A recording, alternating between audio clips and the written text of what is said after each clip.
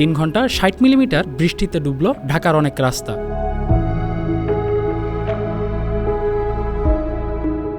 সকাল থেকে অবিরাম ভারী বৃষ্টিতে রাজধানী ঢাকা এখন জলাবদ্ধ নগরী। নানা সড়কে কোথাও হাঁটু পানি, কোথাও কোমর পানি। সড়কে জলাবদ্ধতায় অনেক গাড়ি বিকল হয়েছে, যানজটে চলাচল ব্যাহত হচ্ছে।